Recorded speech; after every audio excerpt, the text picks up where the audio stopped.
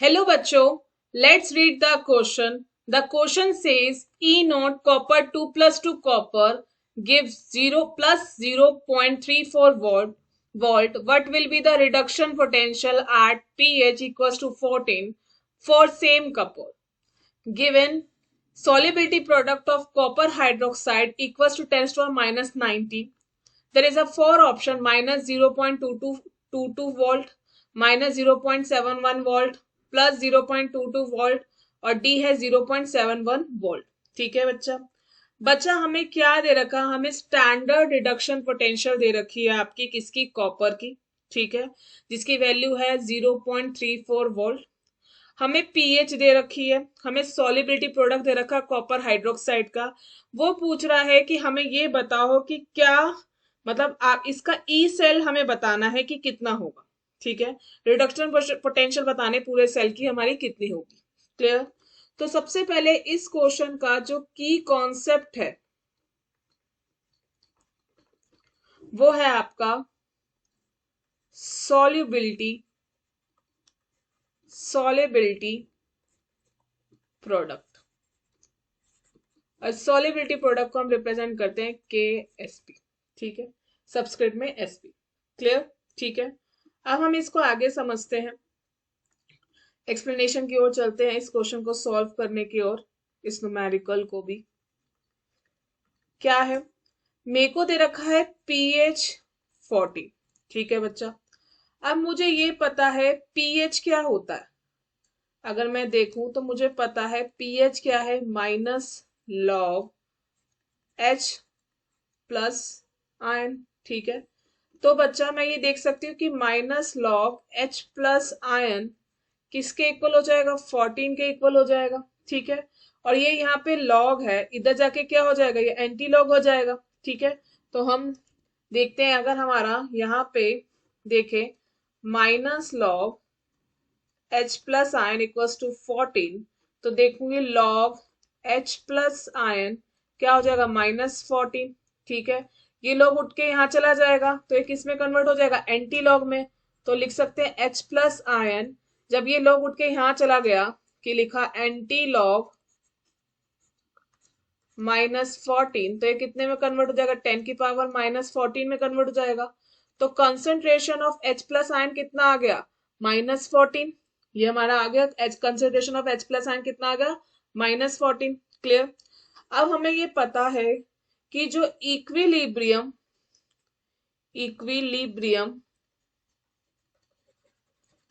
Constant of water होता है उसको हम रिप्रेजेंट करते हैं के डब्ल्यू से।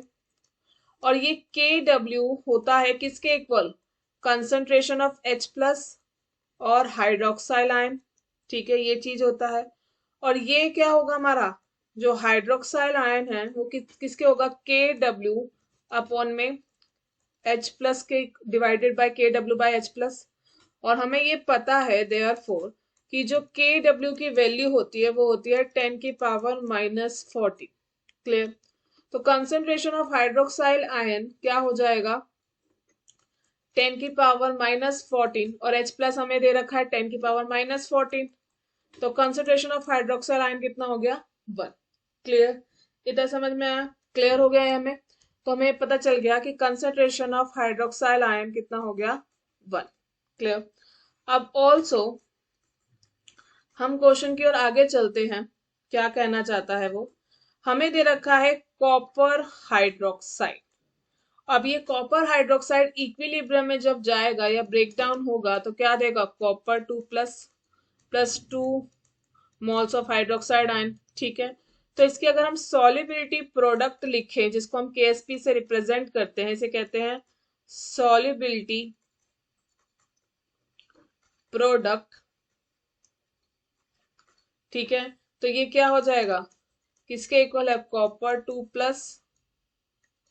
ठीक है, और हाइड्रोक्साइल में के स्क्वायर हो जाएगा ये, क्योंकि इधर 2 है ये पावर में चला जाएगा, यहाँ पे 1 था तो यहाँ पे सिंगल 1 ही आया, 1 को लिखने की जरूरत नहीं है। ठीक है, हमें सॉल्युबिलिटी प्रोडक्ट दे रखा है कॉपर हाइड्रोक्साइड का 1 × 10 की पावर -19, और कॉपर 2 प्लस हमें पता नहीं, हाइड्रोक्साइल के आयन की वैल्यू निकाली हमने 1, सो 1 का square, so concentration of 2+ ion कितना हो जाएगा 10 की पावर -19।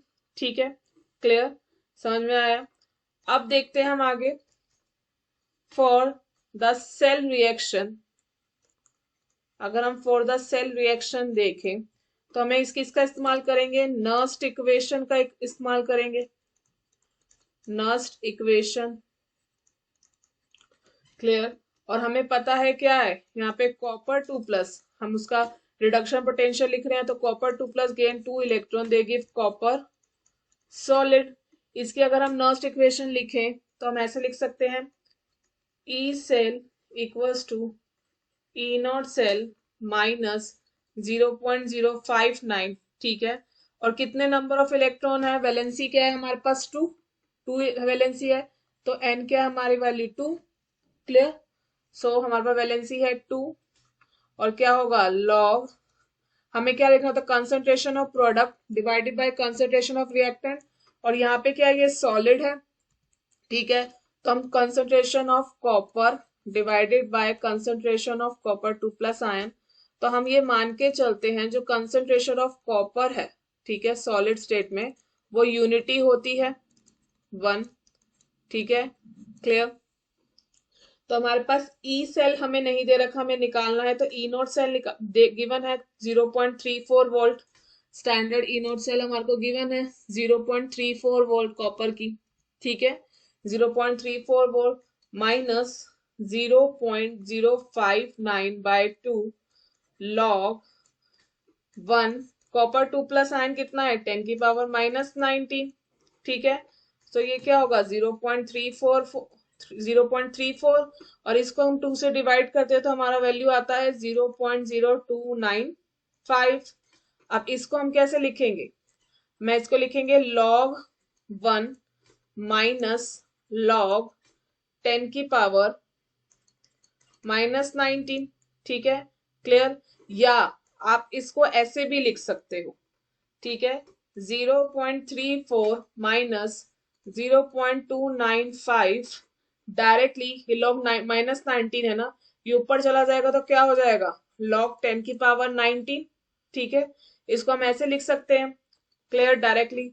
तो क्या हो 0.34 माइनस 0.0295, तो हम इसको लिख सकते हैं 19 log 10।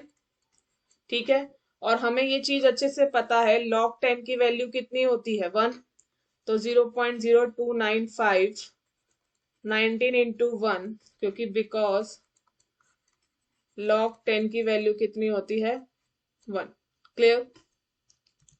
तो हमारे पास क्या है 0.34 माइनस 0.0295 इंटू 19, इनको मल्टीप्लाई करेंगे तो हमारा आंसर क्या आएगा आपका 0.5605, clear.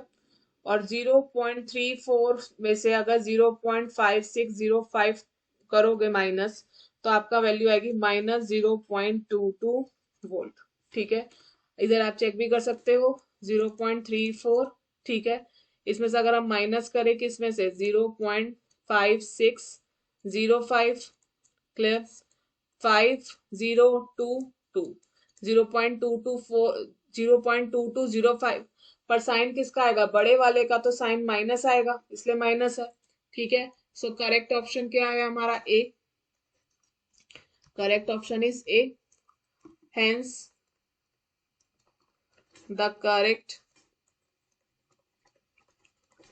Option is A. I hope you understand. Best of luck.